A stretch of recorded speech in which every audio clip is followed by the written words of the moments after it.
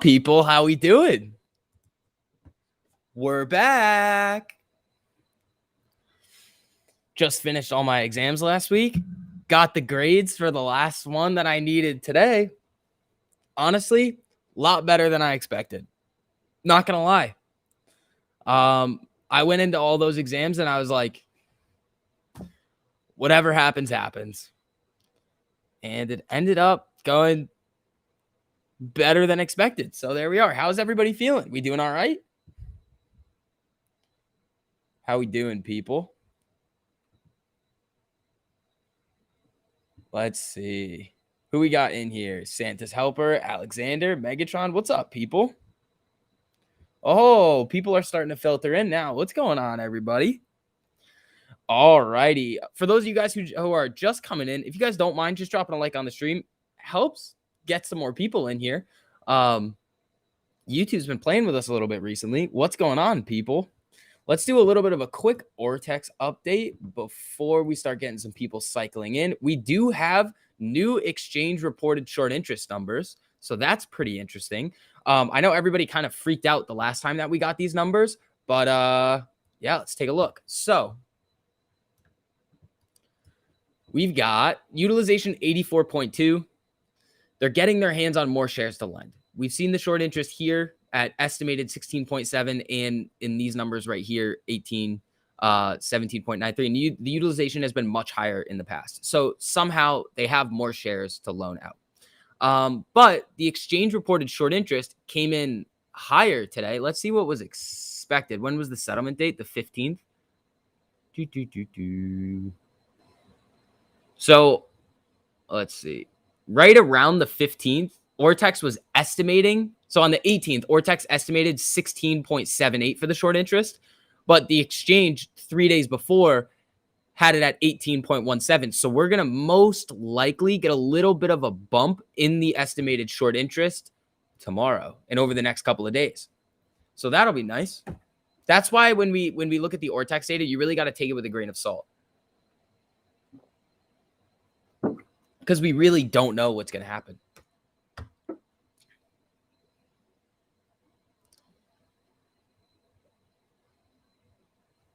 Your earlier vid got me wanting to DRS like 50 to 75% when I'm holding on to.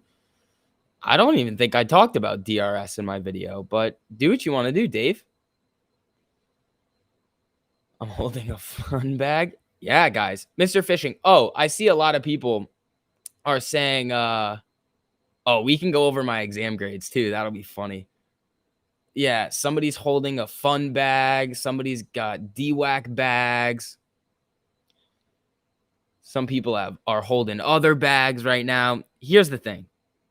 When you're going into these really risky plays that are super volatile, like PROG, SPRT, BBIG, ATER, ANY, DWAC, DATS, CEI, any of these plays, you got to go in with a plan, because they're not the same as this. There's nobody in these plays that are like buy and hold, like the other plays that are like buy and hold. Those stocks are going to go to like potentially the moon and bankrupt these institutions who have over leveraged themselves on these shorts. No, that's not what they are. What people are looking for in those plays is a quick swing trade to make a bunch of money. So when you're looking at those trades and you see the stock is already running up, and you also don't maybe know a lot about the company or the DD behind it, you're going in blind to a trade and you're going to get hurt. That's just how it is. You're going to get hurt. So if you're playing with an amount that you're willing to lose, or you set your stop losses are not going to help you when the price movements are super volatile and it could like drop right through it and halt. So these are like, they're almost active trades. You got to be watching them, because all of a sudden the stock could rip 20% and then be 10% in the red on the day. Like we've seen it with PROG many times. We've seen it with a lot of these other stocks too. So if you just got to be careful.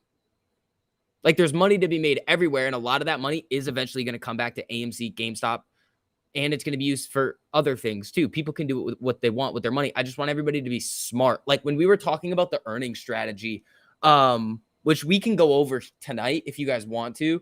I'll show you a really good example of one that works, and I'll show you an example of one that didn't work and how much you can win and lose. But when you're thinking, like when we talked about that, people are like, "Oh, should I just go buy this right now if it's price?" No, you got to be very, very careful and go in with a plan, like a very specific plan. Microsoft crushed it, so my yellow options should look nice tomorrow. Are they green? I don't know. Last I checked. Yeah, no. Mr. Fit. Yeah. Ooh, yeah. Mr. Fishing, unless you have the 315, you're getting slapped. And that's the thing with options.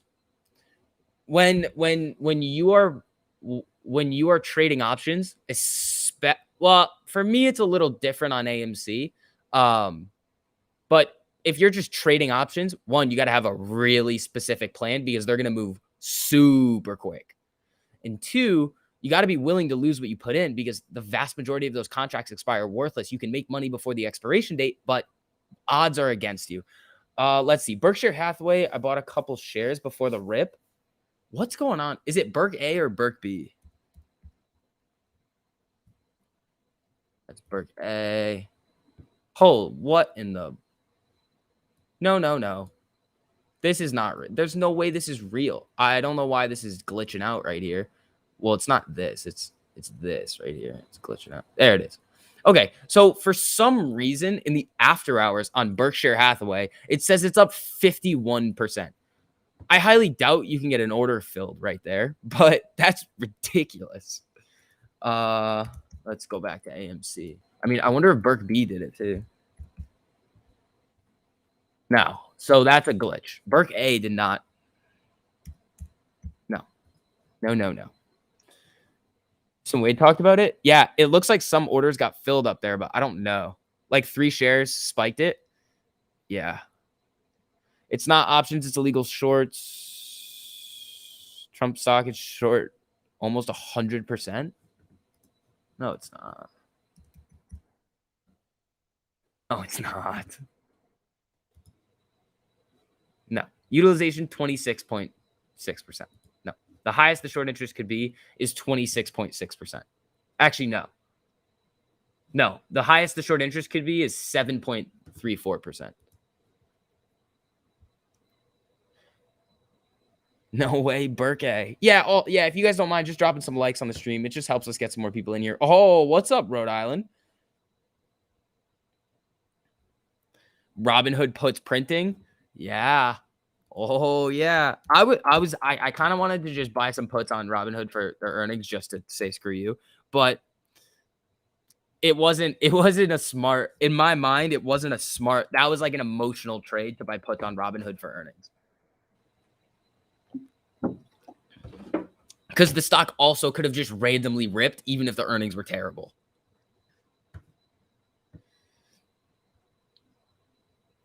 Multiple brokers say the same thing. Yeah. You basically have to be asked to get an A. Oh, we can go over. Okay, so last week I had management, managerial accounting, and global financial management. Those were my exams. And they were Tuesday, Wednesday, Thursday. And I forget what order they went. I think it was... Okay, so I went into my first one and I was like, this probably didn't go so well. And then I checked my grade and I just randomly got a 90. I was like, that's great. And then the other two, I think, was like 76, 77, whatever. It was a tough week. I was having some issues. It's fine. It's over now.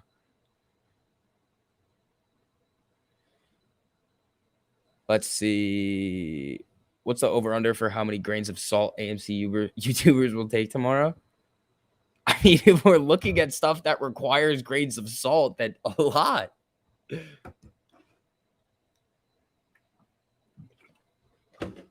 Calls on salt.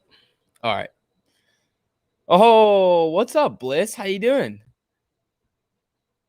How are the tiers tonight? The hedgy tiers are good.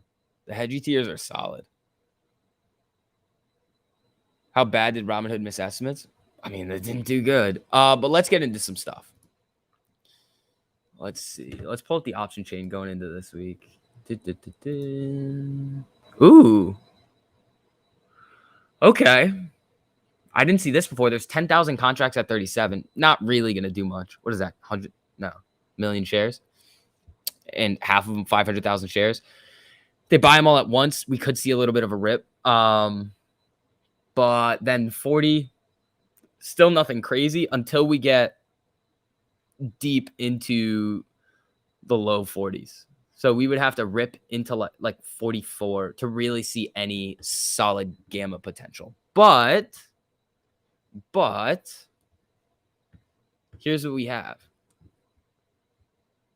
We got Sumitomo Mitsui Trust buying, I think it was $53 or $58 million. Yeah, $53 million worth of AMC.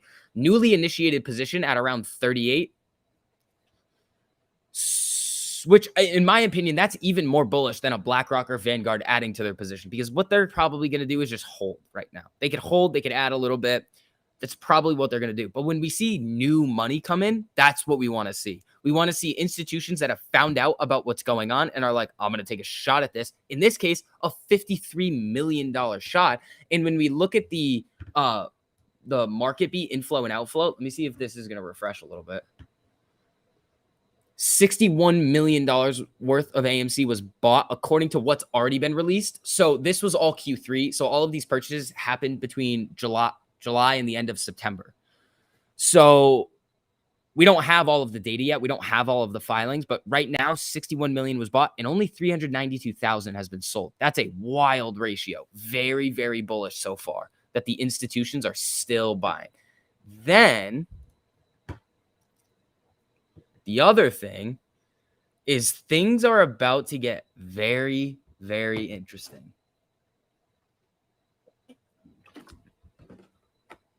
Here's why. So, do you guys remember last earnings?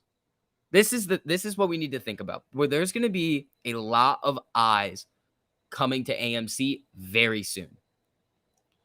The shorts are going to be watching. Mainstream media is going to be watching. All of the ape community is going to be watching to see not only what the numbers are and what the guidance is, but what tricks Adam Aron has up his sleeve. Like, I can almost guarantee you that no matter how much BS Gasparino and these other idiots talk on social media, they're definitely thinking in the back of their mind, what is Adam Aron going to do? Because of these two things. First, what's up, Trey? AMC CEO teases change to movie chain's business model, but mum on details. In an interview at the Milken Global Conference, Aron, for the first time, told Fox Business that the world's biggest movie theater chain will soon undergo a meaningful change to its business model. He declined to go into details, but did say that the change will emphasize the new direction he's taking the company. How can you not get super excited about that statement right there?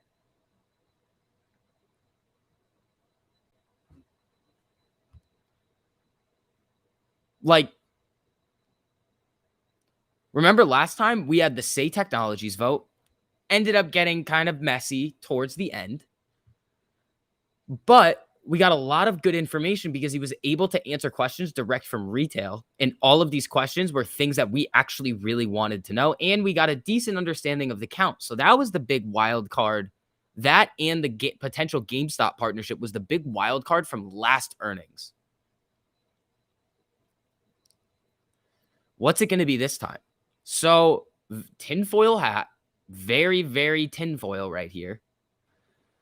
The sequence of events is very interesting, that GameStop is now really working towards that NFT project. AMC now says they could be a successful issuer of crypto.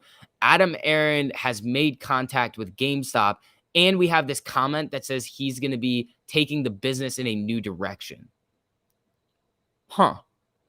Very, very interesting stuff there, guys.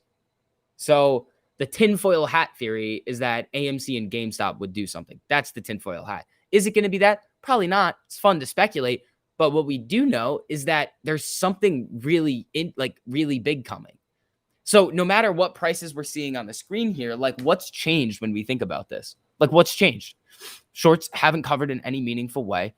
Apes are still excited about what's going on. We just had the Citadel SEC lawsuit, which gave us a lot of solid information into latency and like how latency arbitrage works, which we can go over that too if you guys want to.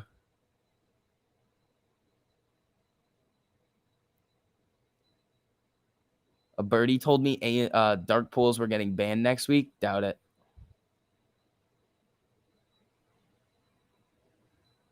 Let's see. Good evening, Apes. He should make AMC a technology company. I mean, I don't know how he's going to do that, but go for it, AA. Hugh, thank you so much for the super. Shout out to all of you guys who are sending in the supers. I really appreciate it, guys. You guys don't have to do that, but it really means a lot. Thank you. Hugh says, I hope Adam Aaron announces a dividend payable in Sour Patch Kids. I'm no longer here for market reform. I'm here for candy. Hugh, there you go. Thank you so much for the super. Really appreciate it, man. Let's see. What are your thoughts on the 145 January 21st calls? 108,000 open interest. I mean, January's creeping up. Like it's not far away. It's 2 months away. Two and like 3 quarters. So like I don't know. You can if AMC rips before then, like yeah, those are going to be awesome. But at the same time, it may not. But January is the next time that's setting up for a big gamma squeeze. And when you think about like if there's that cyclical nature to how AMC moves, it looked to be that it was happening every 6 months. We got the big one in terms of like what's happened. And what we just saw was like the March move. So let's take a look at the chart. So we had the big move here, the really big one. Then we came from 6 to 14, big move there. Then we settled back down. So when was this? March.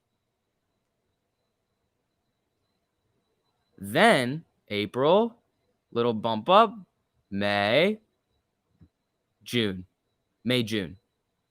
big boom. Then what do we see? It comes down late August, early September, we rip. Then it comes down. So January is setting up for solid moves, but again, we never actually know what's going to happen. SV, that video that TMI posted last night on IEX was very interesting. I'll have to take a look at that. Oh my God, it's been a year. Basically, we've come so far, Apes. We didn't come this far to lose. We got to increase the pressure. Yeah. Oh, what's up, pushing?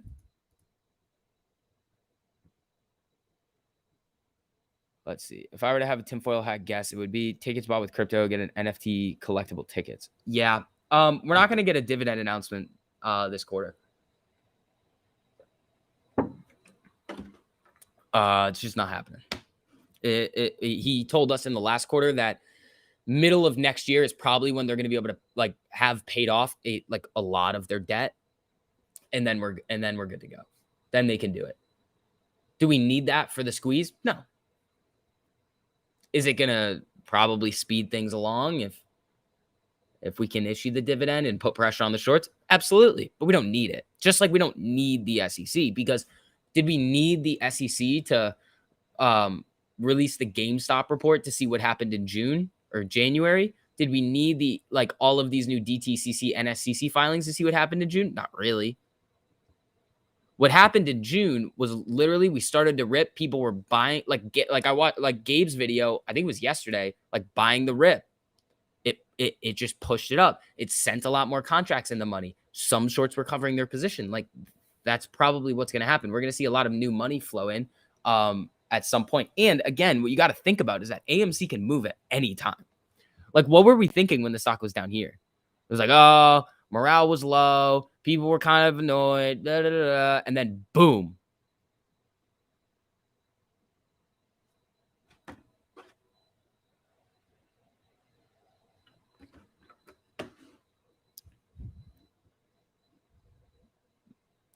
Let's see.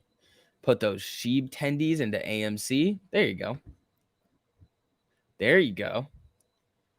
I have 12K on the 50 for January 21st. That's solid. There you go.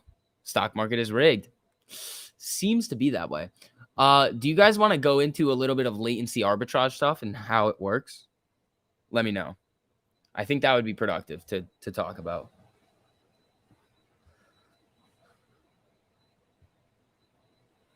I think that would be a very productive way to spend our time, and how these market makers are making a lot of money. And I was in a space call earlier with Dave Lauer, Trey, TMI, and all the heavy hitters, Jackson. And Dave Lauer brought up a good point that I think I think I said this in one of my videos. It's not like a Dave Lauer quality point in terms of like market structure, but it's a very, very basic point that I liked to hear refreshed. And okay, cool.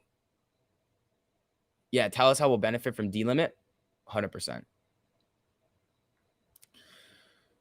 So we're going to go over like the broad stuff. So the delimit in its most basic form is going to protect retail investors against high frequency trading. Whoa, whoa, whoa, whoa, whoa, whoa. That was wild. Stop.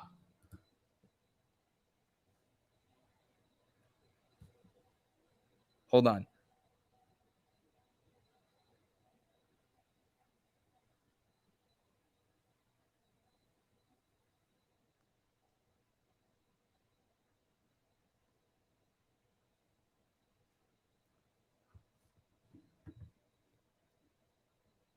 It was just a random number.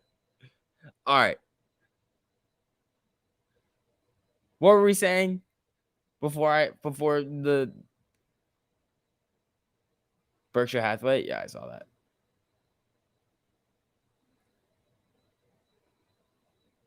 All right. Here we go. Delimit.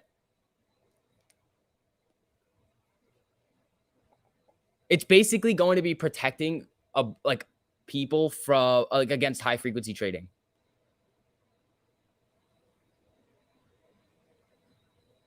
I just got hacked. Okay, so now think about this.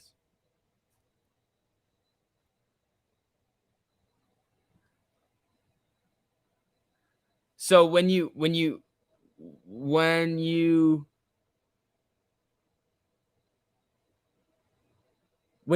think about like IEX, it's not like the NASDAQ, it's not like one of the big exchanges. Like it's a big exchange, but when you think about how many people are going to be using the delimit and like what effect it's going to have, it doesn't make enough sense for Citadel to do this and to sue them and to fight this so hard. It's like, what, like, how much is this going to hurt you? It's like, why are you putting so much effort into to try to like get this one order type that honestly, when you think about it, the vast majority of retail investors are not going to use. In my mind right now, eventually it'll probably get there if it becomes a more widely adopted thing in the market to have in place, which I would love that to happen. But when you think about like when it's getting rolled out, it's like not going to be used to like the caliber of like being able to hurt Citadel enough. Like it's going to hurt. Like it's definitely going to do something, but it's not going to like put them out of business. So wouldn't you think it's just to delay it from happening? Well, okay, here's what it does. Let me look at a good way to do this. Okay. This is probably the easiest way to do it. Hold on. This is the easiest way to do it. Okay. So we're going to zoom in as much as I possibly can. Okay. Right here. The price that they're quoting is 36.05. Let's just say that 36.05 at the close is the current price within the NBBO, the national best bid and the national best offer. But since the market moves so fast and there are going to be latency issues, this is why it's called latency arbitrage. There's going to be a very, very small difference in the price that you are seeing in terms of the bid, the national best bid and the national best ask versus what it now is a millisecond later. Or I don't know how short it is, but it's very, very small time intervals. So now let's say the national best bid is 36 and the national best offer is 36.1. So 36.05 falls right in the middle. You see that price and you want to get filled at 36.05. That's where you put in your order, right in between. So we have the bid, we have the ask, we have what you are putting in your limit order for. But in that millisecond change, right when you put in that order, the price is actually different. Let's say the NBBO shifted down. So now the national best offer is 36 and the national best bid is 35.95. This happens like that, like really quick. And we'll go over some of the ways that they do it too. So now those market makers or institutions who are high frequency trading have set their systems up in a way that not only, this is the wildest thing. This is kind of why I started talking about AMC in the first place, was because of the book Flash Boys, which is, it's about the creators of IEX. So what they talk about in that book is they essentially have made their servers in the way that they get their information so quick. They literally try to get as close as they possibly can to the exchange or the data feed or wherever they're getting the source from. And whoever can get the fastest information is going to win because of this right here.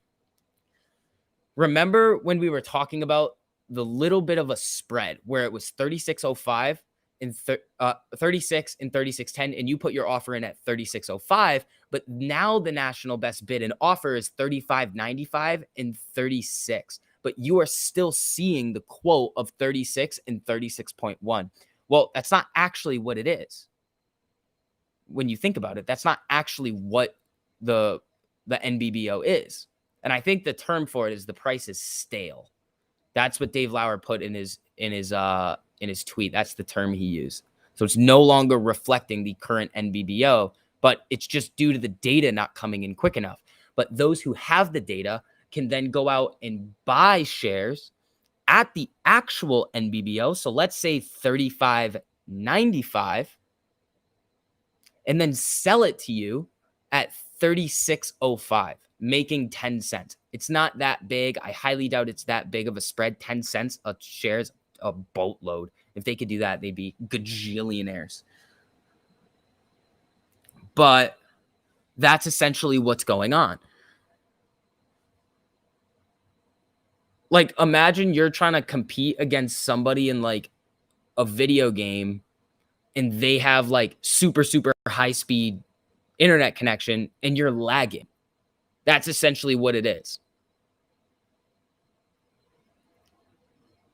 You're glitching. It's literally you're going, you stop, and you can't move, and then you can keep going, and you can't move, and you're just glitching all over the place. But the other person, super high-speed data, they're running around all over the place and can just see you standing there. So that's what's essentially going on. Putting your laptop next to the router to take all the bandwidth. Yep. I think they're using lasers and fiber optic cables and pinging orders around. It's nuts. But that's how a lot of these market makers are making their money. And that's where the term front running comes from. They're front running your trades. Now, let's say this is what I still have to work out in my mind as well.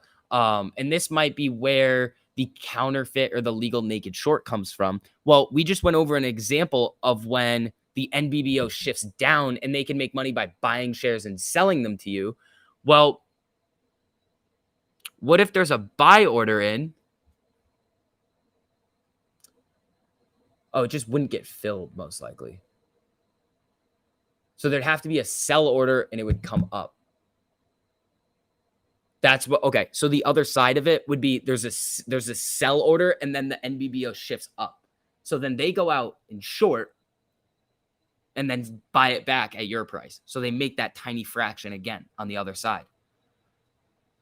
So when you think about this right here, because of it's like a very simple concept of just who has the fastest computer wins. And if the computer is programmed to like short buy if the NBBO shifts up or buy sell if the NBBO shifts down, you're going to make like fractions of a penny on every single time, but it does not matter where the price goes. You see what I'm saying? The market makers, they don't care.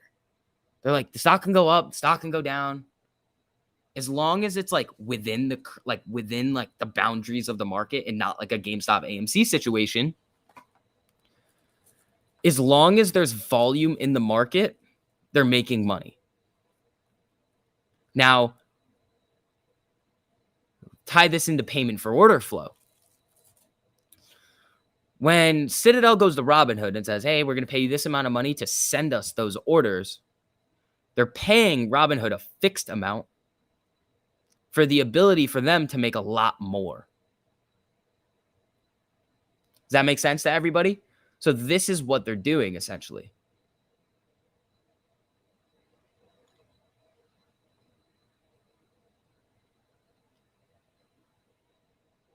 So as long as there's action, they're like the house. They're like, yeah, we don't care. Like, we don't really care if this one person wins or loses.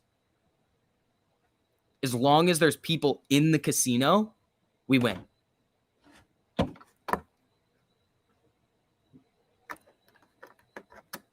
So hold on. Let's see. Do you guys have any questions on that?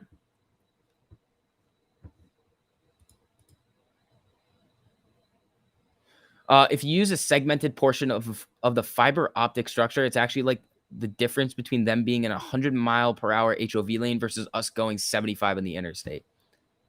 Yeah, true. I like the example of like the video games because you can like it's just such a big difference. What's your take on the solution to the issue? I mean, blockchain, very, very good way to do it. The other thing is,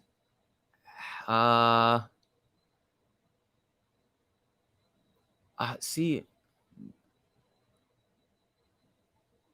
it's there's a lot of things. It really comes down to like market. All right, let's go back to the normal chart. Where is it? Candles. It really comes down to two concepts. It's like market structure and plumbing and leverage. Being wildly over leveraged is gonna hurt everybody in the long run. And we saw a very good example of that with Archegos. There were people that had their long-term portfolios in Viacom and Discovery. And you know what happened to them? They got wiped out because one institution decided to buy a crazy amount of total return swaps on different companies, wildly over leveraged themselves, and the bets went against them. And that triggered a massive selling wave. So the actions of market participants are affecting others due to the crazy amount of leverage. So we do need to probably see a crackdown on the ability to like leverage yourself to the absolute like top. You can't do that. You should not be able to do that. Like the fees for doing so should be crazy. And if you get caught over leveraging, you should have to pay a fine because of how dangerous it is. It's not like we lost a bunch of money and it's fine. It's like, no. It can get very dirty really quick.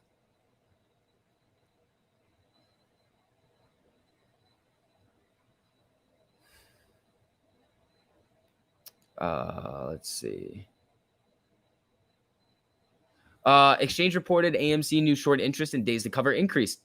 Yes, sir. Yeah, Bob, we covered that at the very beginning. Also, if you guys don't mind, for all the new people coming in, if you don't mind, just dropping a like on the stream. It just helps us get some more people in here. So thank you to you guys who have already done that and who are going to.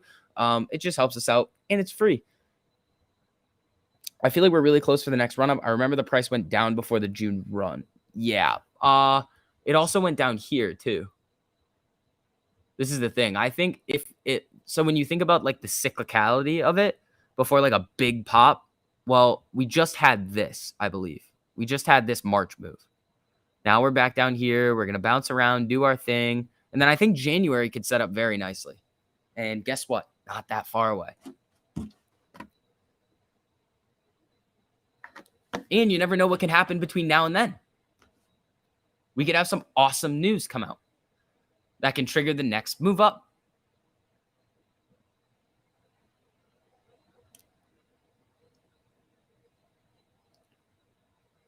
Do I think that some people are selling their AMC shares to buy Shiba Inu, causing the price of AMC to be low?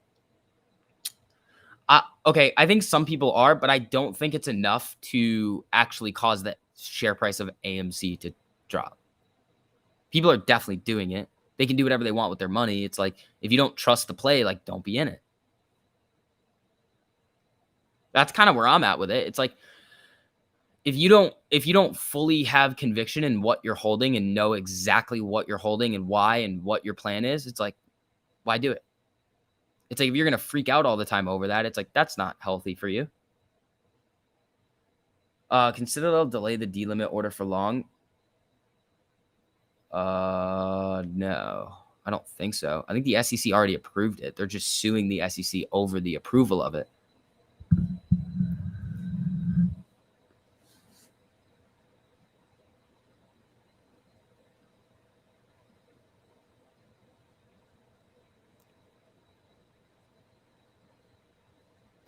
Let's see.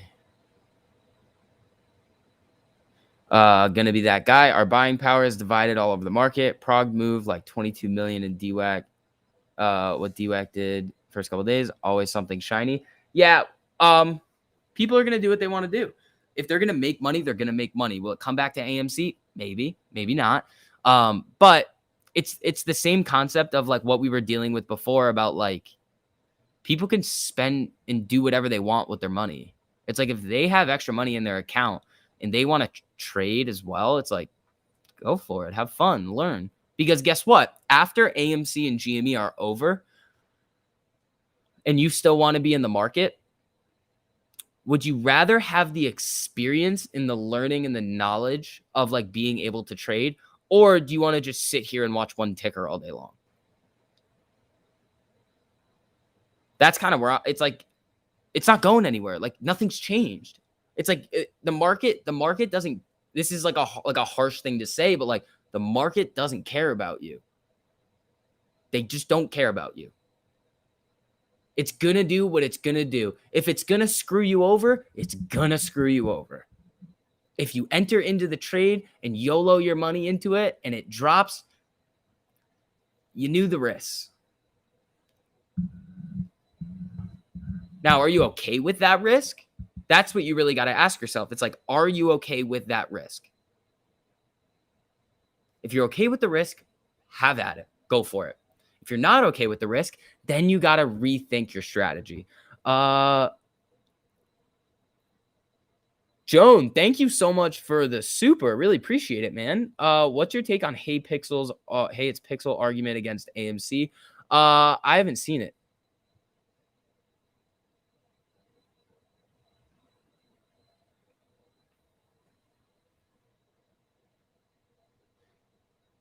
Let's see. The big question here is, what about unrealized gains tax? Okay.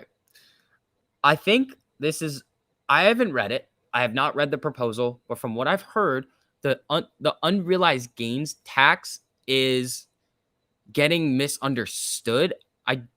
If it's like, okay, here's the thing. If it's if I personally had a long-term portfolio and I didn't sell anything, and they're going to tax me on the gains that I don't even have yet, that's stupid. That's the dumbest thing I've ever heard. Even if it's taxing people who who make over a certain amount, that's stupid. Because here's the thing. If you don't have the money, this is the logical this is how it's illogical. Let's say you make a bunch of money in the market, but you're holding your position. Let's say it's like AMC or GameStop. You probably don't have the money kicking around to just pay the tax. So what are you going to do? Well, you would probably sell off some of your like investment portfolio. But then that's just creating the taxable event. So then it's not a tax on unrealized gains, it's a tax on realized gains. So if you're going to tax the unrealized gain, and then you would have to sell off a portion of your investment portfolio to pay the tax on the unrealized gain while also realizing gains, then you're going to get taxed again. Oh my God, it's just the dumbest thing I've ever heard. But the argument then comes in with the stepped up basis where they're going to do away with that. That's I think what they're actually talking about, which I mean, I don't necessarily agree with that. I don't know. Like if you're not selling anything, if nothing gets sold, the way that the tax code is written, if you're allowed to do that right now, why are you messing with it? Like I get the government needs more tax revenue, but the problem isn't revenue. The problem is spending. You're literally giving a shopaholic more money. They're like, oh, we're just going to buy more stuff. And then they run out. They're like, we need more money to buy more stuff. And then you give them more money. And then they just buy more stuff. And then they're like, oh, sorry, we need more. And it just keeps going and going and going and going and going.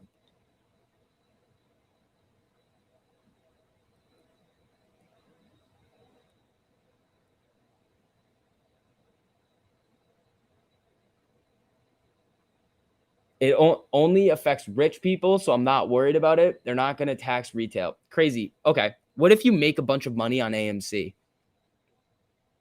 and you are now considered in your mind a rich person? Now you have all of this money and your mindset is no longer going to be generating wealth. It's going to be wealth preservation. What are you going to think then? You're going to be like, this is stupid. I'm going to find a way around this. Like, yeah, pay your fair share of what the thing is, but don't just randomly change the rules to put something in that's stupid. In my mind, this is why it's stupid. I'm not trying to get political here. The reason why it's stupid is the double taxable event thing. That's why it's stupid. Because let's say here's where it gets dangerous. Here's where it gets really dangerous. Let's say this move right here, this June move, happens on the last trading day of the year.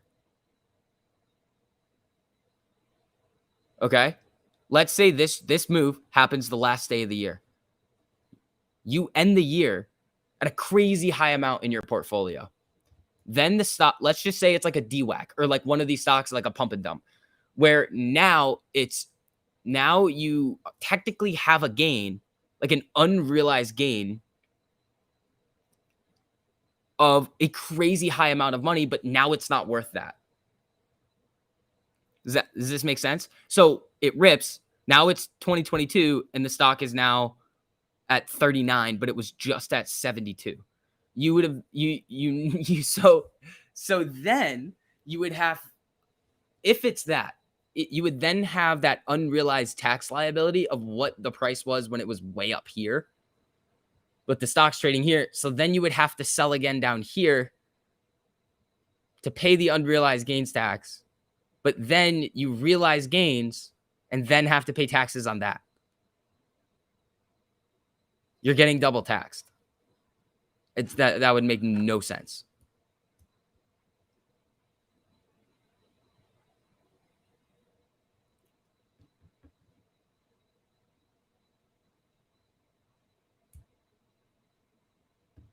Let's see.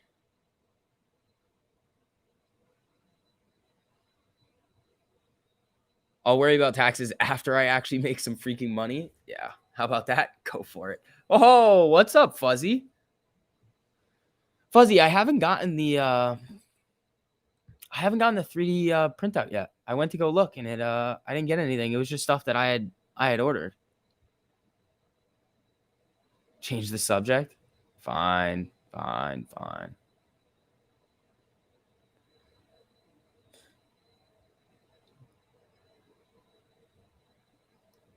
Should pay unrealized loss.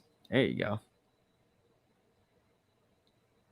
Did I ever get my car fixed? I did, but now it's I don't know. Got to get a new car. It's acting up. It's being stupid. It's doing weird things. Like, it works. It's fine-ish, but it's gonna go. I know it's gonna go.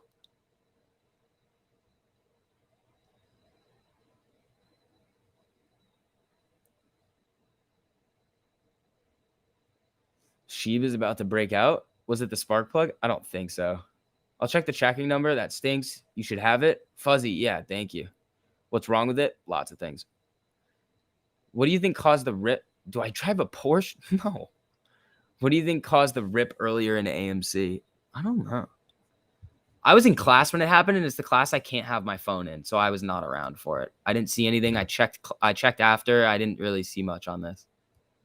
Just a little pop come down. It was very weird. Oh, Mark. Too soon, buddy. Too soon. Judging by the halts we've seen and the prices after the halts resume, I have little faith that we'll see moon prices with the clear manipulation that is shown in the daily. Yeah, that's why I said before that I don't want another January to happen again. We used to talk about on the streams all the time, that like the way the market is set up right now, if we are going to rip like that, it's going to happen again. Like, they're going to get screwed over. So like, I want to see like the compounded 10% days, or like 10% cool off, 10% cool off, 10% cool off, because it gives the institutions that basically like are holding the key to like allowing this to happen. If they mess up on their end, they will save themselves and PCO stocks. Like, there's a filing I think that Robinhood put out that says like there's no guarantees that this can't happen again. And it's like, okay, well, one, you're going to need to have a lot of liquidity on hand to post as collateral. If you see these things happening, get ready. But here's the thing. If anything ever gets announced that it goes PCO, I think you guys know what the play is. I think you know. Let's see. Drop it in the chat what you would do as a play in the market if we saw PCOs. Let's see. What are we gonna say?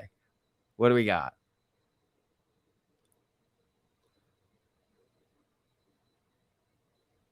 Let's see. What would you do? Yeah, hold. Yeah. I know. Everybody would hold. Yeah. No. Other than AMC, I know everybody's gonna hold. Position close only. So take away the buy button. That's what I mean by that. I know everybody's gonna hold, but what would you do if you had extra cash in your account? Oh my God. That's not. You guys are good. You guys are really good. You're just gonna hold. I got it. All right. Cool.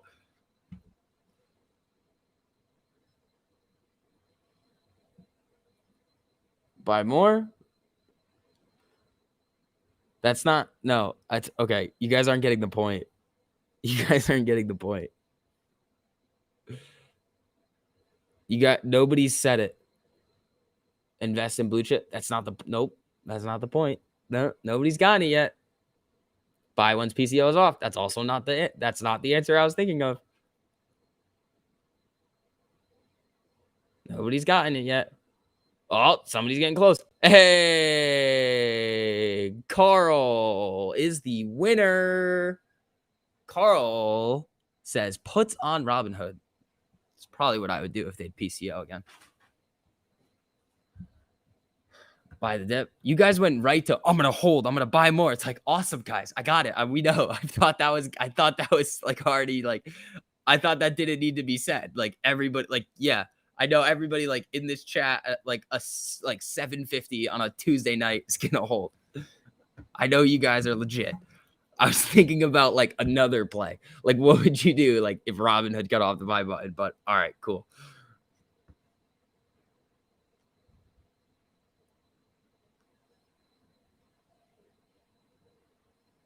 We like the stock. You guys are wild. You guys are great. SCV, how's it going? Did you see Burke A after hours? It's pretty wild. Yeah, it's up like it doesn't make much sense. I've never seen this before. It might do this sometimes, but it's up like look, that's drunk. That is not normal. That is not like the RSI like should be much higher than this, but what's the volume today? 1.9k and the stock is I think this has got to be some sort of weird glitch or something happening here, but see, then it came back. Can I refresh this? There it is again. Real-time quotes. Yeah, it's up 51% in the after hours. That's drunk.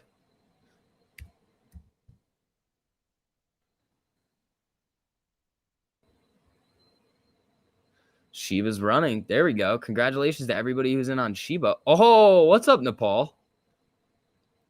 When power half hour? 9 minutes. Are we staying on the 30s for the rest of the year? I doubt it. I think we'll move. It's a long time. What's going on with AMC?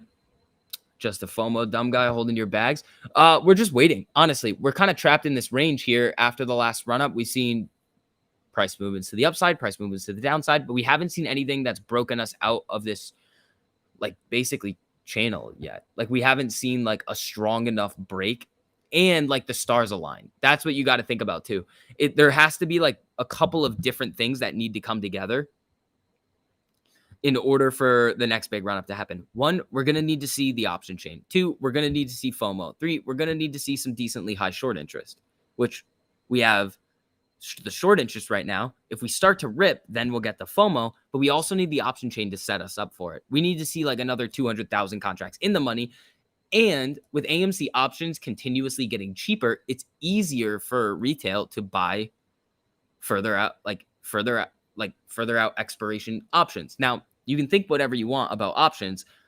It doesn't really matter. Like yeah, there's two sides of the argument. Like you could be providing liquidity to these institutions who are nefarious, or you could make a bunch of money and force those institutions to go out and buy a bunch of shares in order to hedge that or those contracts that you have. But at the same time, it's not going to change anything. Like since the conversation surrounding options has started, every single week on the weekend, we'll see, even if it's just a weekly options expiration date, we'll see a low amount of open interest on the weekend going into the next week. And then Monday, Tuesday, Wednesday, Thursday, we'll see those numbers go sky high. And it'll typically, let's see, where am I over here? Right here. Like, I believe that over this weekend, this number was in the 90,000 range, the out of the money calls. Now, the price has gone down. So, yeah, the out of the money calls would go up, but there was only 8,000 contracts in the money. So, what was this? What was in the money? Like 12,000? So, that's a 4,000 increase. That's not 60,000.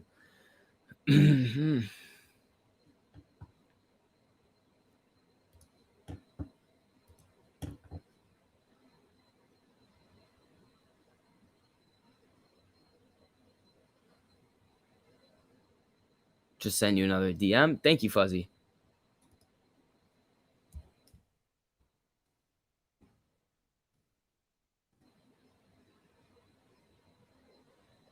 Delivered. Okay.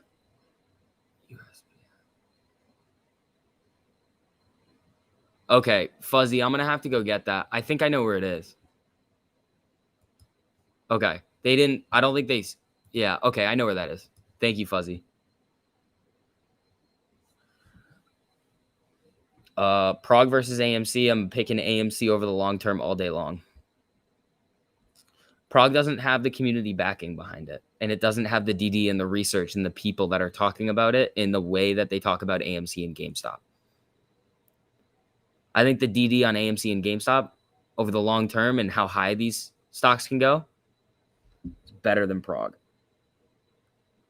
Does that mean that there's not opportunity in Prague? Absolutely not.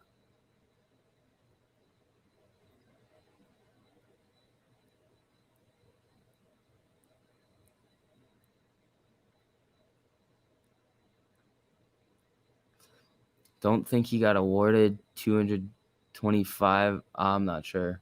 Prague's exploding at the moment. Interesting. Is it? Oh, congratulations to everybody holding Prague. Full disclosure, I do have some options on Prague. So that does feel good.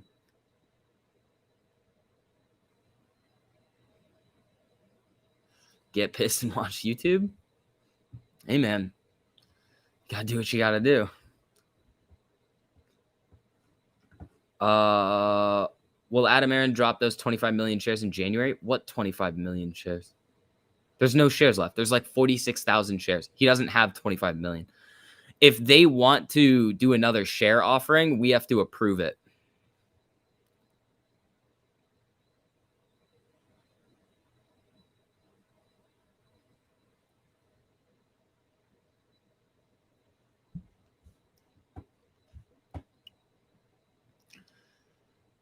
Let's see. Late to the party. AMC is winter mode. I don't know what that means, but it's pretty flat in the after hours. Down 3 cents. Nothing really happening. What happens when there are no more shares available? Meaning to lend out or to buy? There's always going to be shares to buy. I think he meant his personal shares, Vix. He can do that now if he wants to.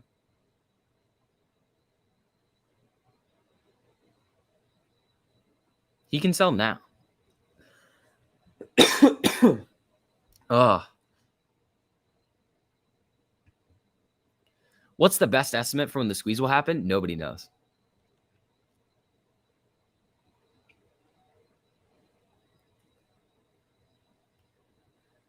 Yeah, Adam Aaron can sell now if he wants to. Is he going to? I don't know. He's just got to restructure. It's like he's still going to hold. He's just like diversifying because he's old. He's like technically got the biggest YOLO out of all of us on AMC.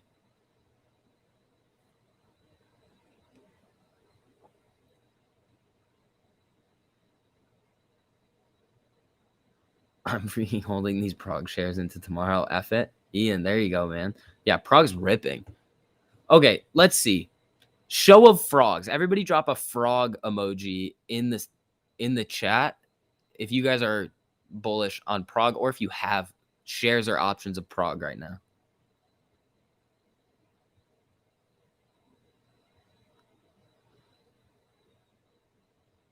There's one. Sorry to talk about anything other than AMC. I don't care. The people that care, like, yeah, see, a lot of people are in on Prague. Hello there. Thank you so much for the super. I really appreciate it. If the buy button in January wasn't turned off, I wouldn't be in AMC. Because of it, I'm up plenty. Let's see. Now I'm here for the squeeze. Hello there. There you go. Thank you so much for the super. I really appreciate it. Yeah, the thing is that if they let the whole situation play out in January, one, there would have been a lot of bankruptcies, a lot of market turmoil, but it would have rebuilt itself and the same system would be in place. Now, the fact that that happened, they just basically set a wild goose chase off with all of these retail investors that are pissed off about what happened, that basically just exposed what's going on in the overall market. Positives and negatives to every situation, guys. Like, yeah, it would have been great to have the money that would have been potentially made if they just let it keep going. But we have the opportunity now to change how the entire market works for the better.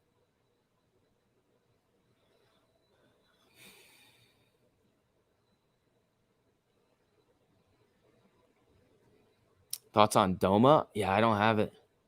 I've never heard about that. Yeah. Prague is one of those like FTD short squeeze plays. It's shorted like 60 something percent. The utilization's crazy high. The cost to borrow is crazy high. That's why people are in on it. How long does it take you to do your hair in the morning? Not very long. I gotta take a shower too.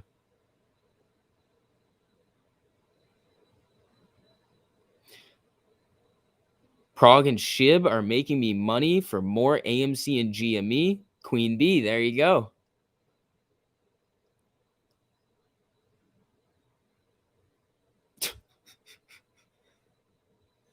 IKBR has 4 share recall. I mean, anybody can recall on the time. Matt made a good video on Prague. Interesting. Is it on his main channel or the backup channel?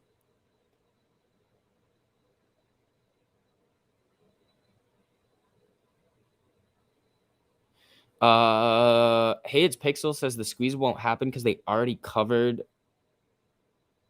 the shorts. Well, here's the thing about that. Short interest is much higher than it was back in January. So doesn't make much sense, does it? Like if you say the short interest was, I don't know what it was, like lower than it is now at one time, and then the price has gone way higher, but also the short interest is way higher, and you say the shorts covered, like yes, some of them did, but there was a net ad of shorts that got put into AMC. So it's not over.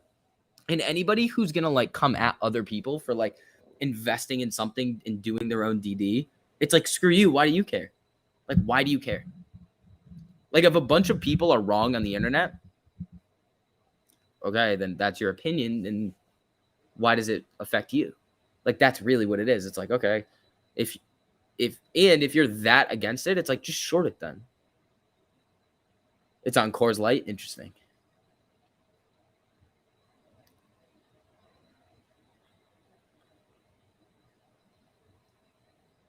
Added XXX to my AMC. Thanks, DWAC. There you go. Fun is done. I think Dilution killed it. Prague diluted too. Oh, what's up, Long? Ian, thank you so much for the super. I really appreciate it, man. Thank you guys for letting me vibe on my little Prague play. I love AMC, and of course, have my hot old box of shares. Thank you, Vix. Anytime, Ian. Thank you for not caring what I think unless I'm actually talking to you about it like a real human. Yeah. That's basically, yeah. Yeah, make your money.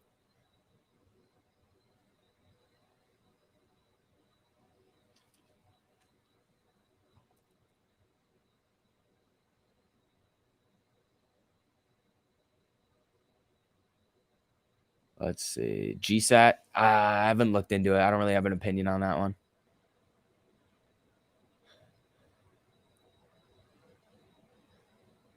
Where you been, STV?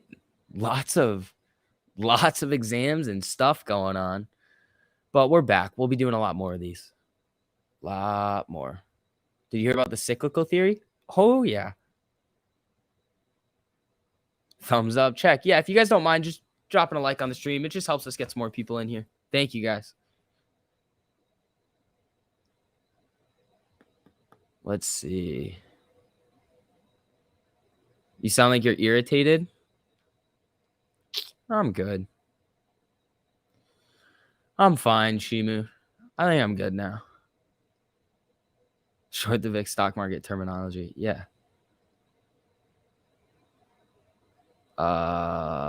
Let's see. Trace Cat Titan.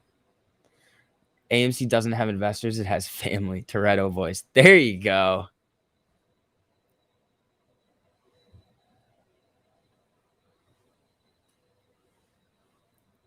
So you ever speak to Mandy? No, I never did.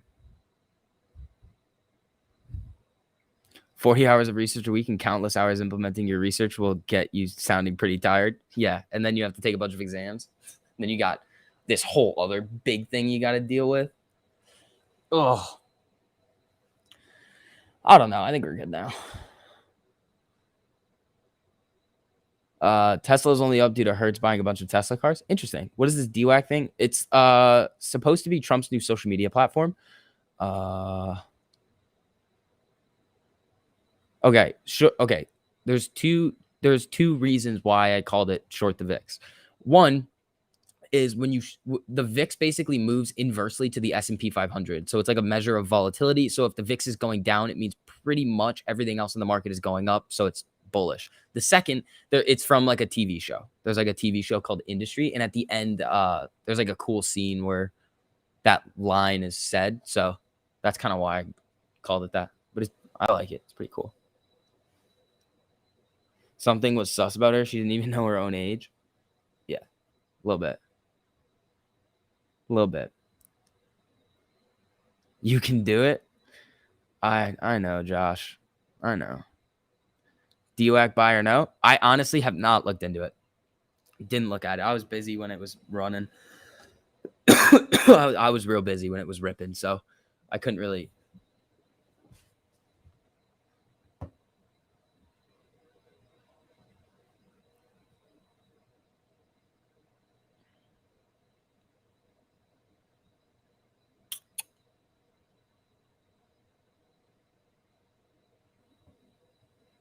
Let's see.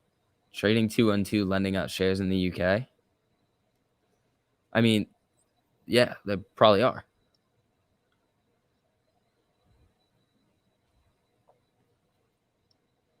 Yeah, just be careful.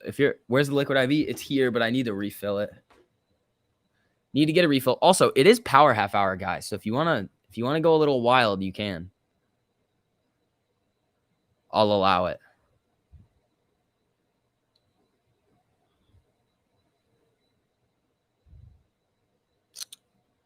Would they delay the sell orders and just never fill it if AMC ran to heights? No, if there's a buyer and it's the shorts covering, they're going to fill your order, and then it's up to the broker to actually facilitate that trade. Like if there's a bid and you fill your order, you'll get the cash. It's yours. They threaten to liquidate positions. Jordan, send me a DM on Twitter.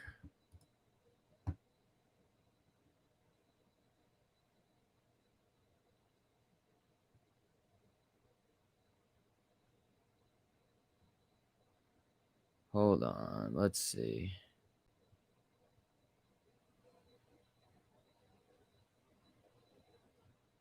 Yeah, that's weird. I want to know about the trading 212 stuff. If they're doing some weird stuff, that's interesting. What's your Twitter? It's short the VIX 1.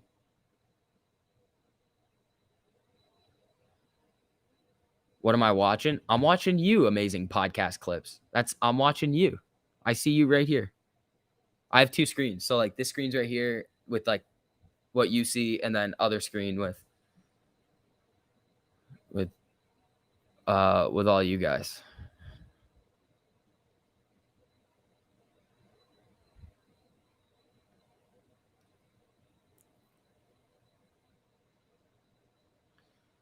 Let's see.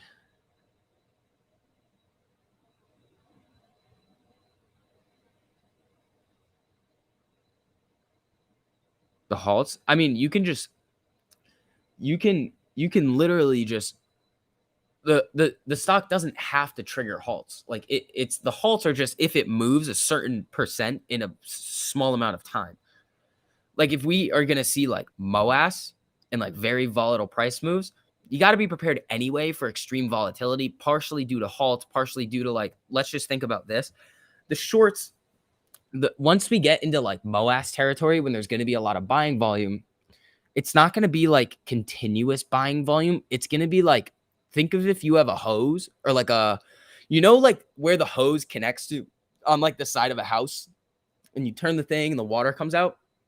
So I think what a lot of people are thinking about is if you like turn it a little bit and then the water starts coming out pretty steadily, and that's going to be what we see. It's going to be like this steady, little choppy, but like on the way up. Well, what I'm thinking is going to happen is with the water in this analogy is going to be like the shorts covering. So they're going to turn the water on and it's just going to pour out really fast. It's going to be like this aggressive, like outflow of water. And then they're going to turn it off. Because think about it, once you get through the pyramid of like all of the smaller shorts, the big positions are going to be heavily concentrated between like very few institutions. So if they cover, let's just say like 20% of their outstanding short position that they need to cover. Well, they did what they needed to do for the day. Now there's less buying volume. Now, if there's less buying volume at those price levels, what's going to happen? The stock's going to drop. But then maybe there's another institution or they are covering more. So it's going to be like this like crazy, like volatile, like craziness that we're most likely going to see once the shorts start like covering.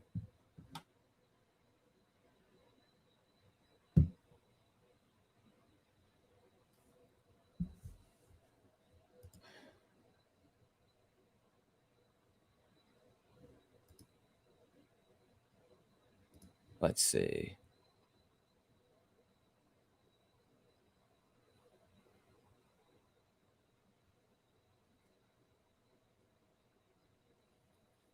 Would the brokers refuse to facilitate you selling at MOAS prices? I don't think so. It's not really like if there's a bid, like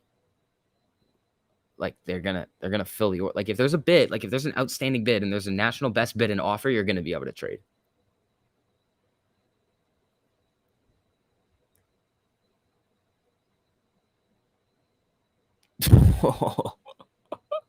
Patrick, I mean, it is power half hour.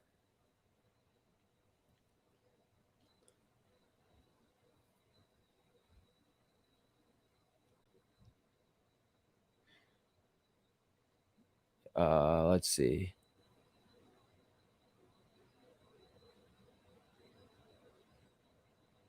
Yeah, DWAC's wild. You guys got to be careful with that one.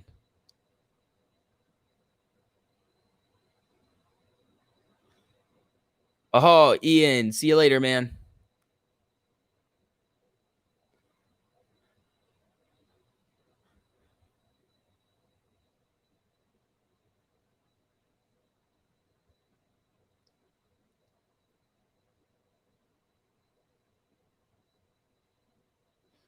Yeah, everybody, if you're talking about price targets, doesn't matter what anybody else's price target is.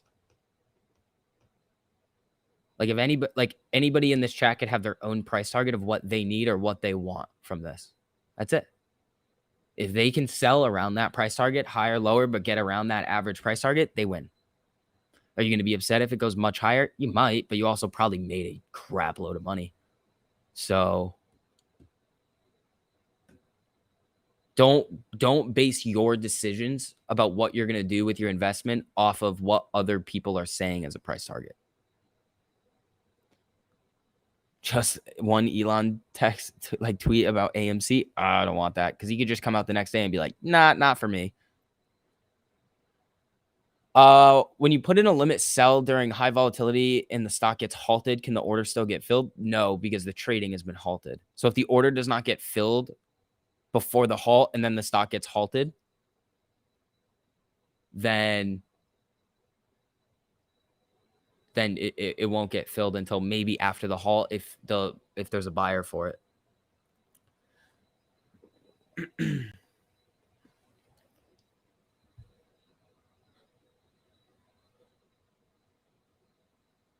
I cried when we got to 72 listening to Lamp On, Lamp Off. The options got my daughter a new wheelchair. Kelby, that is awesome.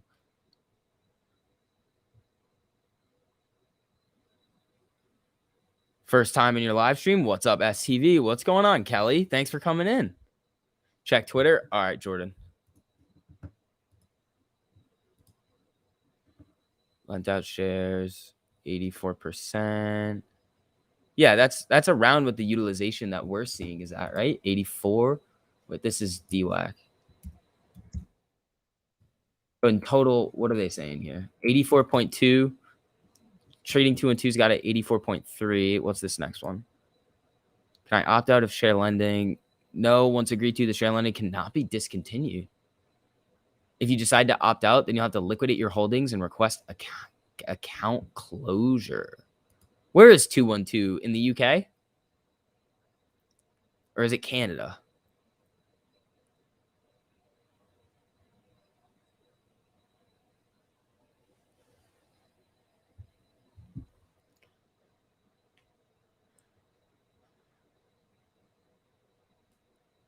You heard that the 28th is going to be a special day for AMC. Who'd you hear that from? It's in the UK. Interesting. Yeah, that's a weird. It's just a weird rule that they have. I will always remember June 2nd, especially that super chat that said, "Thanks, Matt. I'm a millionaire. Soon I will be that super chat." Interesting. Also, how much emphasis do you put into fractals and cycle theory lining up with the middle of November? I know no dates, blah, blah, blah. I don't. I look at it in terms of very, very simply. I know that there's some weight with the cycle theory. I mean, it's not like I don't understand it fully. So that's why, and it's not my DD. So I don't like really talk about it too much. But what I do talk about is like the overall cyclical nature that we've seen around quarterly and like twice a year, like half year periods. That's what I've seen. And it usually revolves around like the option chain too. So that's what I've noticed, but that's very like a very simple way of looking at it. It's like, oh, January, pretty much right around Q1, big rip. Then we had March, solid rip. Then we had June, really big rip. Then we had end of August going into September, pretty big rip from low 30s up to into the 50s. Then we had, well, now we're here. Like next one could be January. I even remember the color of that super chat. It's yellow. Wow.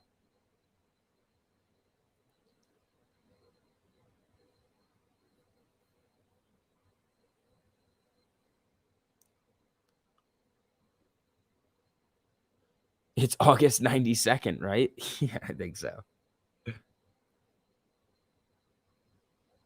Saba says we're ripping by Thanksgiving. There you go. Exactly. Thanks, man. Digging the late night stream too. I'm gonna be checking in back in the future. Thanks, man. So do you think cycle theory applies to AMC? Well, there's cycles everywhere. Like the market is cyclical. Like bull bear markets. Oh shoot, I'm forgetting the basic cycles from econ right now. It's very easy. It's like there's always cycles. There's always like cycles in the economy and rotations, and there's always money flowing. But yeah, like sometimes you can find like different algorithmic cycles that are going on with it. And I think that's what Astro talks about a lot. Doing his work, and like if it plays out, it plays out. Like if there's a way to like crack the code on what's going on, I think that would be awesome to see.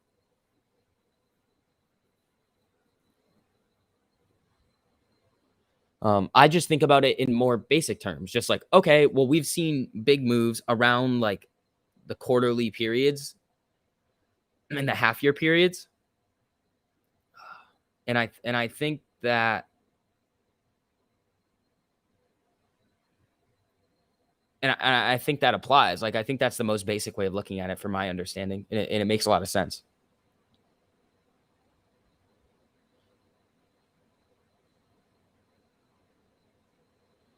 Thoughts on this being an accumulation period for whales and that they fully expect it to rip? Could be.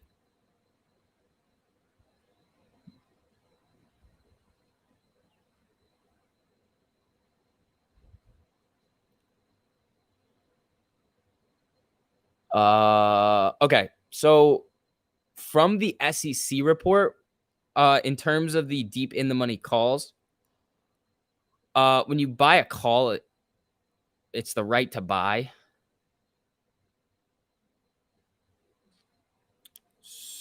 Huh, that's weird. The SEC talked about it as they're selling deep in the money calls.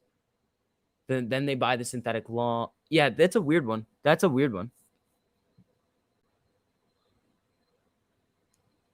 Prosperity, recession, depression, recovery. Yeah, it's that one. And then there's like the business cycle. There's a lot of them. Yeah, they're definitely they're most likely hiding a lot of short interest.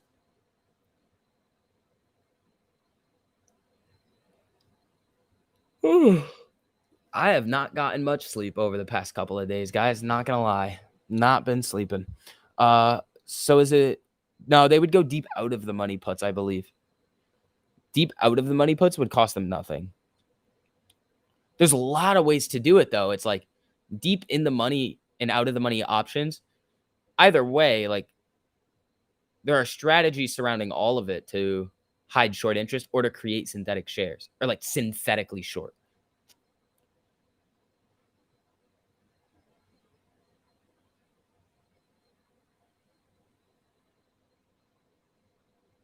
I did get my car fixed and it's fixed-ish now, but try some NyQuil. Yeah, it's not gonna help. Yeah, I did get my car fixed and it's still acting up a little bit. I think my life is stuck cycling between 2 and 3. I don't even know what that means. How often do you do these evening night streams? Okay, so I'd like to do them almost every night that I can. Mainly like Sunday through Thursday. Sometimes though, I will be doing just a normal night video. So that's what it's going to be. It's either going to be this or we're going to do a night video.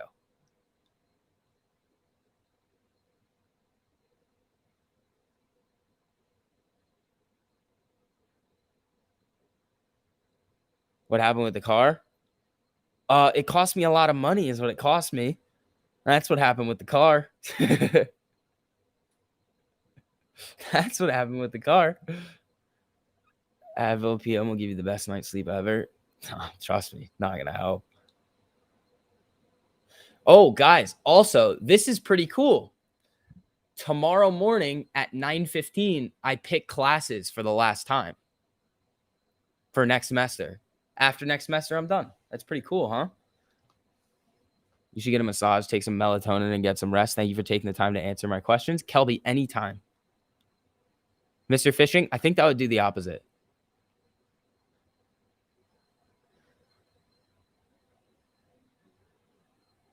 Watch you talk about earnings options. Need more info. Do you? Okay, Sue. Not tonight because we're running a little bit low on time. But yeah, we can talk about that. And it's earnings season, so if you want to try it out, you can. Oh, we'll do it really quickly. Okay, so Intel. We're gonna go over a time when this worked really well in the like very recently, and a time that most likely like right now not gonna work. So here's why this strategy is good. Intel. Okay, 5 days. Intel was pricing in about 3 to 4% on their earnings according to what the market was pricing in. So this is what we're going to do for the last little bit. We're going to do a little bit of like option strategy. This can make you a bunch of money or it could, I don't know, whatever. Most likely it's slow, but when you hit them, they're really good. This is why. The market was pricing in about a 3% move. So what is that? Like $1.50? Let's just say the market was pricing in a plus or minus $1.50 move in either direction at the close for Intel's earnings. It was trading at $56. Okay, so double that is about $3. Okay, so maybe it was a little bit more because I had the 52 puts. So I had the 52 puts and like the $59 calls. I think the trade cost me $80 total. I had 2 contracts on each side. Intel tanked, went to 49 something the next day. That $80, I don't know, turned into 500 something dollars. So think about that. Low risk, high reward, and all you have to do is it does take a little bit of like knowing which companies have the ability to move on earnings. You just have to watch earnings a bunch to be like, okay, this company has the ability to move big on earnings. This one doesn't. Now, if this one does have the ability to move big on earnings, well, what's the market pricing in? And does it meet the like calculation criteria in order to trade it. And then you also have to ask yourself the question, okay, do I agree with what the market makers are pricing in for their earnings? Meaning that, is it going to stay within that range? Or do I think the market makers are wrong and it's going to go outside of that range? So it worked on Intel. Great. First one of the year. Awesome. You know what it didn't work on? Microsoft. And here's the thing. I know that Microsoft really doesn't have the ability to move all that much. It like doesn't really move that much. But on the off chance that it does, you put yourself in the position. I probably maybe lost on this. I don't know, $60.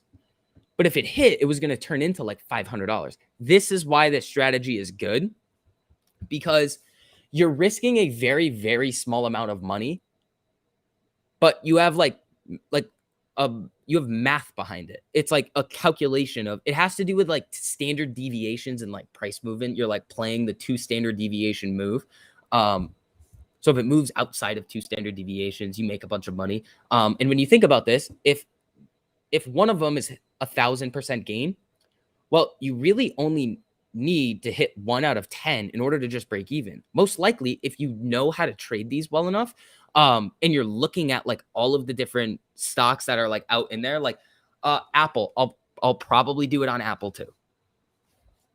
I just need to look at what they're pricing in. Like when I saw it recently, the last time I saw Apple pricing in this low of an amount, it was a bonkers trade.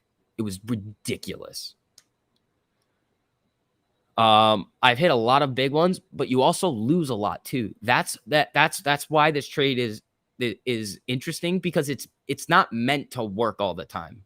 If it does, you're gonna make a boatload of money. That's the thing. It's like, it's not a cheat code. It's just, okay, how can I use a little bit of very simple math to my advantage, and then also know how these companies like typically perform on and move on earnings in the past, and use that to my advantage. And all you have to do is ask yourself, do I agree or disagree with what the market is saying? And that's it. It's very, very simple. But on Microsoft, it didn't work. It's not going to do anything. But we can do Apple very quickly. I do have a video on this, but I probably wouldn't go watch it. It's when I was first starting, and it's probably terrible. I watched one of my really old videos the other day, and I was like, oh boy, that was bad. But okay, so if I'm doing this on Apple, here is like my workflow of how I do it. So I find the company, I know when their earnings is, and throughout the week I do this calculation. So Apple is trading at 149.32. That's closer to 149. So what I'll do is I'll take the last price here, 235 plus 206. So let's just do that right now, very quickly. What is it? 235, 206 divided by 149.32. Okay, so that is pricing in 2.9%. Now you multiply that by 2, that's about $8.80. So then you would add that to 149.32. Then you get 158. Okay, so they don't have it. So you have 157.5. So then you would do, if this was how I was doing it, I would get a couple of these. And then let's see on the other side, the puts, I would probably get some of the 141s or the 142s. That's what I would do. Am I actually going to do this? No, I don't know. This is just an example of like how the strategy works. If you want to learn more about it, the person I learned it from he has 2 YouTube channels. One of them is the Trading Fraternity. The other one is Stock Market Live. One of them's a streaming channel. One of them's his watch list channel. Really, really smart guy. But here's the thing. This is why I don't have a Discord, or I don't have any of these like trading alerts, is that people don't understand that like these aren't meant to make money. These are meant to like, this is like you don't do these very often. This is just like an earnings like craziness play.